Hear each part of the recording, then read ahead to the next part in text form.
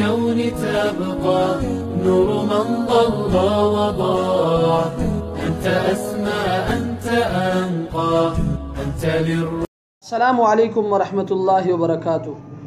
نحمدہ ونصلی علی رسولہ الکریم. اما بعد فاعوذ باللہ من الشیطان الرجیم. بسم اللہ الرحمن الرحیم. الحمدللہ آج قسط نمبر 175 میں آپ کے مسائل اور ان کے حل کے ساتھ ایک مرتبہ پھر میں آپ کے درمیان. مسئلہ نمبر 1. سعودی عرب سے محترم الیاس صاحب نے 3 سوالات کیے ہیں. ان کا پہلا سوال یہ ہے کہ پہلی صف میں جگہ ہونے کے باوجود دوسری صف بنانے کا کیا حکم ہے. یہ مسئلہ اس سے پہلے بھی تقریباً گزر چکا ہے. تو مسئلہ یہ ہے کہ اگر جماعت کی نماز کے دوران پہلی صف میں جگہ موجود ہے تو دوسری صف نہیں بنانی چاہیے، کیونکہ پہلی صف میں جگہ ہونے کے باوجود دوسری صف بنانا مکروہ ہے. ہاں اگر پہلی صف پوری ہو گئی تب دوسری صف بنانا جائز ہے اور درست ہے اور بنانی چاہیے. فتاوی شامی جلد نمبر 1 صفحہ نمبر 570. ان کا دوسرا سوال یہ ہے کہ نسوار جیب میں رکھ کر مسجد میں جانا اور نماز پڑھنے کا کیا حکم ہے.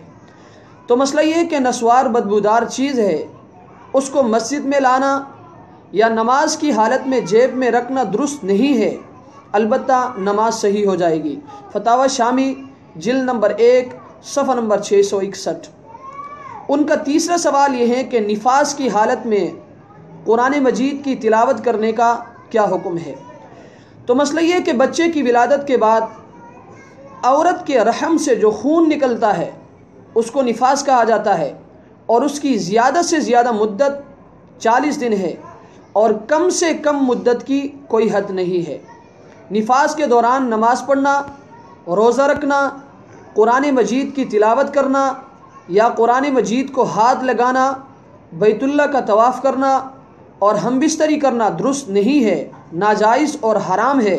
اس سے احتراز کرنا چاہیے. فتاوی شامی جلد نمبر 1 صفحہ نمبر 299. مسئلہ نمبر 4. پشاور سے قاری نعمان صاحب نے سوال کیا ہے کہ نماز کے دوران اگر وضو ٹوٹ جائے تو کیا نمازیوں کے سامنے سے گزرنا جائز ہے یا نہیں. تو مسئلہ یہ ہے کہ اگر جماعت کی نماز کے دوران وضو ٹوٹ جائے تو نمازیوں کے سامنے سے گزرنا جائز ہے، کیونکہ یہ نماز کی اصلاح کے لیے ہے اور نماز کی اصلاح کے لیے نمازیوں کے سامنے سے گزرنا جائز ہے. لہٰذا وضو کے لیے جاتے وقت سامنے سے گزر سکتے ہیں، اور اگر واپسی تک وہ جگہ خالی ہے تو سامنے سے گزر کر اس جگہ کو پر بھی کر سکتے ہیں. بلکہ سامنے سے گزرنے کی اگر راستہ نہیں ہے تو صف کو چیر کر بھی جا سکتا ہے. رد المختار جلد نمبر 1 صفحہ نمبر 570.